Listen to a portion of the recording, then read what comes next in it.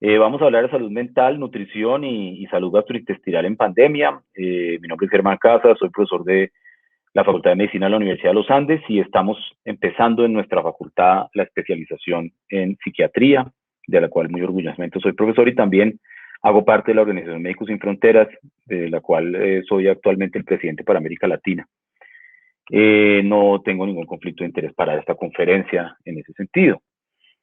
Eh, Primero vamos a hablar de realmente qué es lo que pasa con la alimentación, los niños y los adolescentes y vamos a pasar rápidamente por el concepto de la alimentación y el desarrollo, la alimentación y la interacción social, lo que es el alimento desde el punto de vista psicológico, qué pasa en el cerebro eh, y por qué hablamos de un cerebro nutricional, especialmente en la infancia y en la adolescencia. Pasaremos también a explicar la relación muy importante que hay entre la nutrición y la ansiedad. Y por último, nos enfocaremos en lo que está pasando en la pandemia con nuestros niños y nuestros adolescentes. Ya lo han hablado en las conferencias que me han precedido y yo creo que pues todos lo estamos viviendo.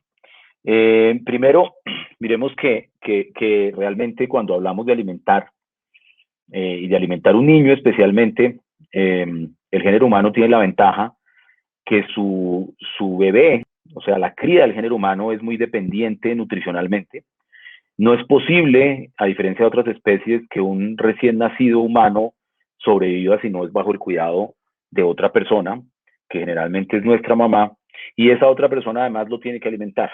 No, nuestras crías humanas no tienen la posibilidad de buscar el alimento por sí solos eh, y tienen la necesidad absoluta de depender durante mucho tiempo comparado con otras especies que pueden huir del nido, que tienen cascarón o que tienen escamas y otras protecciones, nosotros no. Pero eso nos da una ventaja en la escala evolutiva, porque el alimento y la forma como alimentamos nosotros a nuestros bebés hacen parte del desarrollo del género humano y hacen posible que el ser humano sea lo que es hoy en día. El alimento permite un contacto permanente durante un tiempo muy importante de la vida del bebé, entre el bebé y la mamá, o el bebé y el papá, porque hoy en día estas funciones de maternaje las hemos tenido que también ejercer muchos padres, y eso hace que el desarrollo cognitivo y los procesos de maduración del cerebro, pero especialmente los procesos que tienen que ver con las reacciones afectivas y la interacción con los seres humanos, se den. Si eso no fuera así, nosotros no podríamos comunicarnos. El lenguaje está basado en la interacción con otro ser humano, la capacidad de pensar en la otra persona, la empatía. Y todo eso se da en el ser humano gracias a que hay un pedazo de tiempo fundamental en donde es posiblemente la parte más importante, que es el primer año de vida, en donde el cerebro se desarrolla gracias a que tenemos que estar permanentemente en contacto con otro ser humano que nos ayuda, que nos alimenta y que hace una cosa que se llama la paraexcitación, que no es otra cosa que la estimulación y el intercambio entre el cerebro de la mamá y el cerebro del bebé, y esto se va dando de una manera muy interesante. También ahí el concepto de la sincronización afectiva y el desarrollo social están íntimamente ligados a la alimentación. Los seres humanos tenemos apego por otro ser humano, somos mamíferos de sangre caliente. Estos mamíferos de sangre caliente necesitamos estar con una regulación térmica que nos da el contacto físico y que ese contacto físico también es muy importante que esté durante la alimentación. Eso hace que tengamos un apego y que nos apeguemos los unos con los otros, y eso es muy importante para lo que vamos a hablar después, porque la neurobiología evolutiva nos ha enseñado que las especies que nos apegamos los unos a los otros sobrevivimos en grupo, y sobrevivimos en grupo gracias a que cuando pequeños generamos esta característica del ser humano, que es la interacción, el agrupamiento, el instinto gregario y el hecho que tratemos en lo posible de vivir en grupo.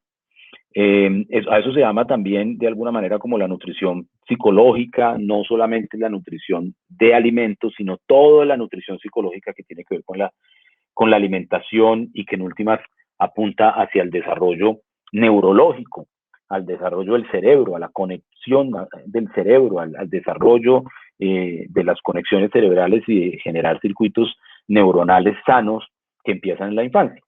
Ahora, eh, esto no termina aquí, o sea, el niño tiene esa capacidad de interactuar, tiene esa capacidad de reconocer en su mamá el otro ser humano, tiene la capacidad de interpretar lo que está pasando a través de ese proceso en el cual el bebé depende de su madre, y eso termina generando una serie de reacciones que hacen que el niño aprenda que el contacto con el alimento también es un contacto social. Y esto es muy importante para la última parte de lo que vamos a hablar. Eh, el ser humano no debería comer solo, nunca, porque el ser humano depende de su supervivencia de la interacción con otro a través del alimento. Entonces, por eso es tan importante que se instauren desde muy pequeños estas conductas de interacción, especialmente en la conducta alimentaria, y que se incorpore dentro del comportamiento normal de los niños esta conducta alimentaria. Lo que pasa es que esa conducta alimentaria, que es universal, que se da en todas las culturas y en todas partes, está muy afectada por otras situaciones externas, como la ansiedad, como los miedos, como la mala crianza, como la falta de tiempo y por supuesto como la pandemia. Ahí es donde aparece el tema del alimento como ansiolítico. ¿Por qué? Porque este proceso que aprendemos de la alimentación también es un proceso que de alguna manera ayuda a que los bebés se tranquilicen, y es muy importante que lo hagan. Los niños comienzan a separarse de sus madres cuando alcanzan una independencia motora, pero siempre hay un apego y siempre hay como un proceso que se llama separación e individuación. Y los niños reaccionan normalmente cuando no están con el otro ser humano, mamá o papá, y se angustian. Esa angustia es más o menos necesaria para que el niño adquiera un concepto de autoprotección. Pero cuando hay padres muy sobreprotectores, cuando hay mamás muy sobreprotectoras, cuando hay mamás muy ansiosas y papás muy ansiosos que no dejan que el niño haga nada solo, que piensan que se va a morir a toda hora, que piensan que se va a caer, el niño comienza a interpretar esa ansiedad y el niño comienza a reclamar tranquilidad. ¿Y cómo es que se tranquiliza más fácilmente un niño? Con comida. Y a veces ese proceso en el que se tranquiliza el niño, especialmente cuando los que provocamos la ansiedad somos no no son los niños, no somos los adultos, lo llenan de comida para calmarlo. Y eso es completamente cierto y ahora está pasando mucho más. Esa es la mejor manera de alterar el comportamiento de un niño, de alterar definitivamente el ciclo de alimentación del niño, y comienza a generar una serie de cosas ansiosas que terminan llenándose de comida y se generan trastornos de conducta alimentaria. Ahora, comer es rico y tiene que ser rico. Desde que somos bebés, comer es rico. Y tener a una mamá que nos consienta, que nos arrulle, que nos estimule, que genere conexiones cerebrales, es rico. Si comer no fuera rico, los seres humanos no estaríamos en este mundo. Entonces, el niño aprende que hay una saciedad al comer, y esa saciedad se da por un estímulo a una parte del cerebro, en el hipotálamo, en donde el niño reconoce desde muy temprano que comer es rico y que hay un momento de saciedad. Sin embargo, si el estímulo que le estamos generando al niño es calmarlo, el estímulo de ansiedad no se va a dar necesariamente por la satisfacción de la necesidad nutricional. Si nosotros estamos dándole comida para que el niño se tranquilice, el niño va a estar lleno y va a seguir queriendo comer y va a seguir queriendo comer, porque lo que necesita no es satisfacer el centro de saciedad, sino satisfacer otra serie de circuitos neuronales donde se va a calmar. Por eso la comida está relacionada con comportamientos placenteros, por supuesto con el instinto de supervivencia, eso hace parte de lo que hacemos como seres humanos toda la vida, pero si no se regula, si no se instruye de manera adecuada, si no se da en el tiempo, en el espacio adecuado y con la compañía adecuada, pues los niños van a comenzar a comer para otras cosas, comer porque están desparchados, comer porque están ansiosos, comer porque les da rabia, comer porque están contentos, comer porque no hay nada que hacer, comer porque se acabó la televisión, o al revés, no comer a la hora de comer porque han estado comiendo otras cosas para calmar la ansiedad. El alimento, el alimento es el primer objeto distinto a otro ser humano con el que un ser humano se relaciona. Y eso es una cosa que no puede pasar desapercibida, y por eso las relaciones con los alimentos son tan complejas. El alimento es un objeto y es el primer objeto con el que uno entra en contacto, que no es un ser humano, que no es su mamá o su papá. Es un objeto que entra en contacto, que tiene características sensoriales, que entra en contacto con nosotros, ¿sí? Que además es importante porque, pues, por supuesto, el alimento es lo que determina que nosotros sobrevivamos en este mundo, y que además nos ayuda pues, a evolucionar, a desarrollarnos, a todo lo que implica la nutrición. Pero no podemos olvidar que el alimento es un objeto, y ese objeto si no se introduce de manera adecuada en la vida del niño, se vuelve un objeto distinto al objeto alimento y puede convertirse en un medicamento. El problema de convertir el alimento en un medicamento es gravísimo y es parte de lo que nos ocupa hoy en día, no solamente con la pandemia, desde antes de la pandemia.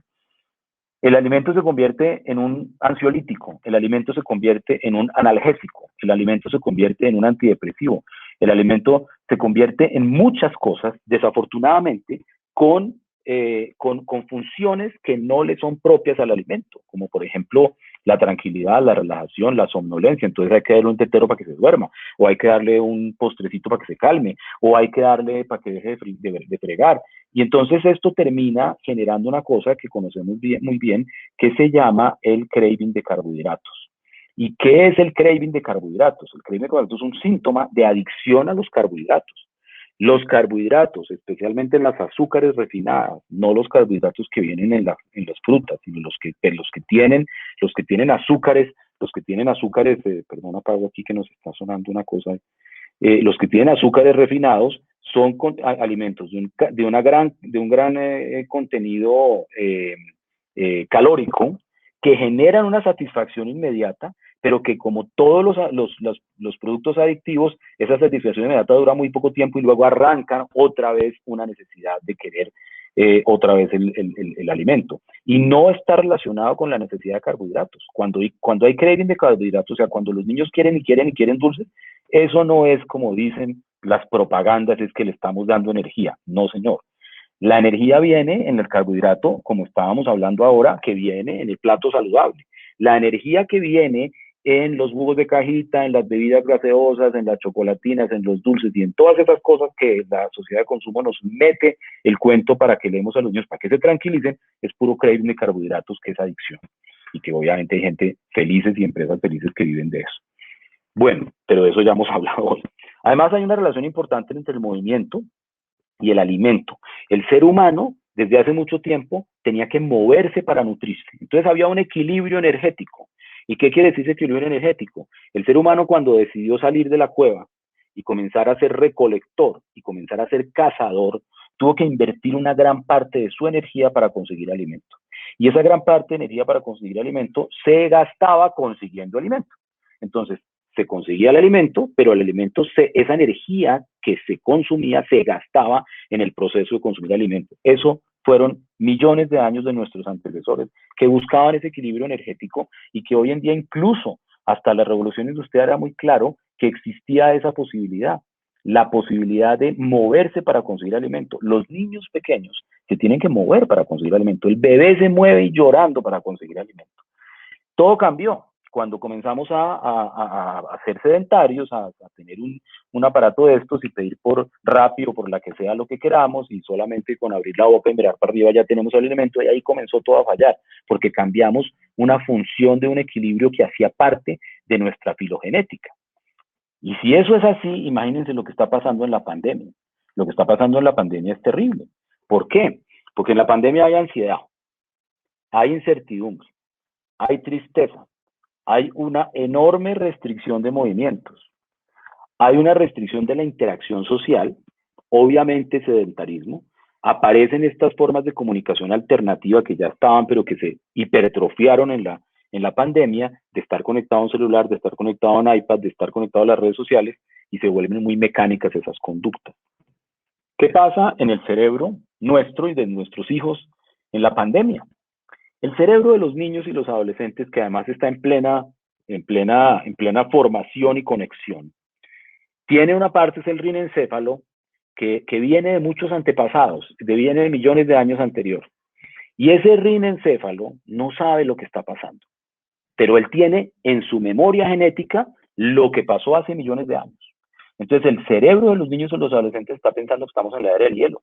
Es decir, el rinencéfalo dice, aquí pasó un aumento de ansiedad, una disminución de movimiento, un sedentarismo, un cambio en los horarios, unas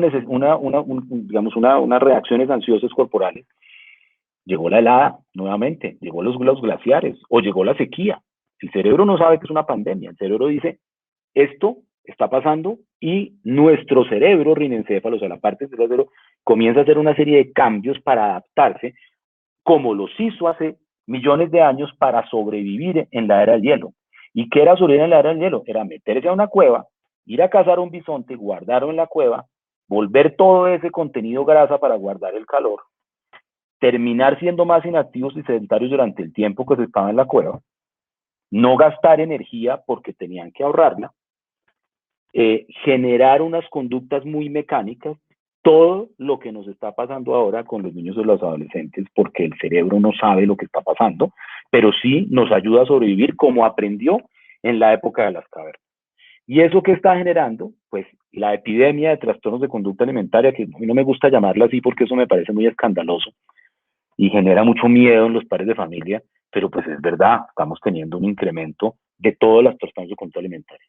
Anorexias, bulimias, trastornos por atracones de comida, niños que comen lo que no deben, vomitadores crónicos, vómitos cíclicos, regresión de comportamientos sociales alimentarios, lo cual es una cosa súper grave, especialmente en adolescentes. Los adolescentes en la pandemia comenzaban a comer de una manera rarísima que no era ni siquiera lo que ellos querían, ¿sí? Entonces, comen a deshoras, pican, vuelven y comen en su cuarto, comen en el baño, estamos teniendo obesidad, sedentarismo, alteraciones de sueño, se espera una baja talla esperada, ya hay algo de estudio sobre eso, y hay montones de episodios de autoagresión, incluso de intentos de suicidio en esta situación. Eso se ha estudiado, ya se sabe que esto está pasando, se incrementó la alimentación ansiolítica, pues la teoría del alimento medicamento, con cambio de horarios, formas y comportamientos alimentarios, claramente una disminución del ejercicio es evidente, de la movilidad y de la interacción con la luz, ¿sí? Con el tema de la luz también es un problema muy serio y eso ha generado incrementos de los índices de ansiedad y depresión en niños y adolescentes, especialmente ansiedad. Hay muchos fenómenos ansiosos que están pasando ahora y es como un círculo vicioso porque entonces la ansiedad genera más hambre o genera necesidad de llenarse, entonces se llenan y se sienten ansiosos porque están llenos y entonces se sienten gordos, entonces van y vomitan, o sea, esto es un círculo vicioso muy, muy complejo lo que está pasando. Además de los trastornos propios de la alimentación, como la anorexia, la bulimia, pues, por supuesto la obesidad, el trastorno de atracones de comida, el alimento ansiolítico y todas esas cosas, pues han aparecido o se han incrementado otras alteraciones gastrointestinales que están muy relacionadas con la ansiedad, como el síndrome de intestino irritable, la gastritis por estrés, por supuesto el estreñimiento de la constipación, el síndrome de incontinencia intestinal o en copresis, en niños grandes, está apareciendo eso en la pandemia, además en niños grandes, dolor abdominal recurrente, trastornos psicofisiológicos, incluso hay algunos casos de ingestiones de cuerpo extraño, que está pasando mucho en este tema del confinamiento, porque los niños, nosotros no estamos acostumbrados a tener los niños todo el día en la casa, y los niños iban al colegio y volvían, y entonces ahora el papá está trabajando al lado, y entonces el niño se traga el borrador del papá o un tornillo porque el papá está arreglando no sé qué, o sea, ese tipo de cosas están pasando porque los niños están angustiados, entonces van agarrando cosas que no son de comer y se los meten a la boca. O la pica, que es también un trastorno de alimentación infantil, que son niños que comen cosas que no deberían comer, como tierra, polvo de pared, cosas de esas. Está disparado todo eso, desafortunadamente, y tiene que ver muchísimo con la pandemia. Algo que es muy grave, y que toca mencionarlo en este evento también, y es la seguridad alimentaria. La pandemia ha generado una alerta de seguridad alimentaria en el mundo entero. La mayoría de los países de medianos y medios ingresos, nosotros somos un país de medio ingreso, eh, pero tenemos muchas zonas que son mucho más de bajo ingreso que muchos países en África, ¿no? O sea, Colombia pasó a ser de un país de bajo ingreso a un país de medio ingreso, pero tiene zonas en sitios como La Guajira, como el Chocó, como el Pacífico colombiano, algunas zonas del sur, algunas zonas de los llanos orientales, en donde la gente come mucho peor que en países donde hay hambrunas muy serias y donde no hay la presencia tan importante de organizaciones que cumplen soporte nutricional, porque en teoría Colombia sería un país rico que produce alimentos. Entonces, 68 países de bajos y medianos ingresos tienen hoy en día, gracias a la pandemia, el 50% de sus niños han reducido su comida. y tienen hambre, o sea, hasta manifestar que ahora tienen hambre porque han recibido su comida. O sea, 40 millones de niños en el mundo han dejado de comer por lo menos una comida al día. Y además la desescolarización ha generado desnutrición porque en muchas partes del mundo, incluido este país, el único sitio donde los niños pueden comer bien era su escuela. Entonces, esto también es una cosa que nos tiene que alarmar, porque así como han aparecido trastornos de conducta alimentaria por obesidad, por incremento de comer carbohidratos, etcétera, etcétera, el mundo entero tiene un montón de niños desnutridos por la pandemia. ¿Qué hacer? ¿Qué hacer? Pues hay que hacer muchas cosas, hay que hacer muchas cosas. Primero, lo primero que hay que hacer es lo que estamos haciendo, esto que estamos haciendo aquí, este interés de los padres de familia, de conocer esto, de saber que esto es así, es lo primero que tenemos que hacer, que es informar. Si algo ha tenido esta pandemia, es la necesidad de información, pero esa necesidad de información ha generado una gran cantidad de desinformación. El ser humano, cuando no entiende lo que pasa, y una pandemia de esta nadie la entiende y es una enfermedad nueva y todo lo que ha pasado alrededor, necesita buscar información. Y comienzan a buscar información donde no toca, o comienzan a recibir información que no es tan buena. Entonces, lo primero es recibir información como este evento y eventos de este tipo, en donde se da información basada en evidencia y donde se da información sana. Tenemos que estar atentos a los signos de alarma. ¿Cuáles son los signos de alarma? Todo lo que les acabo de contar. Todo lo que les acabo de contar son signos de alarma. Yo sé que se van a preocupar porque muchas de estas cosas las estamos viendo con nuestros niños en nuestras casas, pero no es normal. No es normal, tenemos que estar atentos a que eso no es normal. Que nuestro hijo se meta a comer a deshoras, metido entre un baño conectado a internet desde las 4 de la tarde a las 9 de la noche, que a las 9 de la noche salga y se tome un vaso de agua después de no haber tomado en el día, o una bebida azucarada, y que permanezca conectado a internet hasta las 4 de la mañana, y es que estamos en pandemia, entonces la única forma de conectarme con mis amigos, no es normal. Hay que exigir horarios y rutinas de comida. Lo acaban de oír ustedes, por supuesto.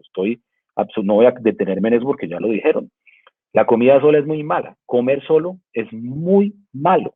No es posible que un ser humano, desafortunadamente lo es por la vida que llevamos hoy en día, pero no es posible que un ser humano que lleva 5 millones de años de evolución, logrando a través del plato de comida comunitario sobrevivir y ser la especie dominante en el planeta, ahora resulte que se nos olvidó y entonces vamos a comer solos. Por supuesto, hay que vigilar el peso, el ejercicio, hay que vigilar el ejercicio y hacer ejercicio. Hay que darles ejemplo a los niños haciendo ejercicio. El otro día me decía un paciente, me decía eso un paciente, me decía, yo no voy a hacer ejercicio, pues no voy a seguir haciendo ejercicio porque me mamé de los gritos de mi mamá que me dice que haga ejercicio y pues ella está gorda, que haga ejercicio ella. Bueno, un poco agresivo con su mamá, pero yo creo que tenía razón. Hay que dar también ejemplo. Revisar las conductas de riesgo. ¿Cuáles son las conductas de riesgo en adolescentes? Por ejemplo, las autolesiones, si se cortan, si se arañan, si se hacen algún daño en algún momento, generalmente en la noche, o si duran mucho tiempo en el baño, entonces están vomitando, ¿sí? Las conductas de riesgo, por ejemplo, está pasando mucho que entonces comienzan a fumar, comienzan a hacer cosas que antes tenían como la posibilidad de hacerlas en ciertos momentos por fuera, cuando se reunían con los amigos, y entonces ahora las hacen en el baño de la casa, en el cuarto escondido, en la terraza. Regular el sueño es muy, muy importante, y sobre todo pedir ayuda. Pedir ayuda es muy importante, no hay que escatimar en ayuda.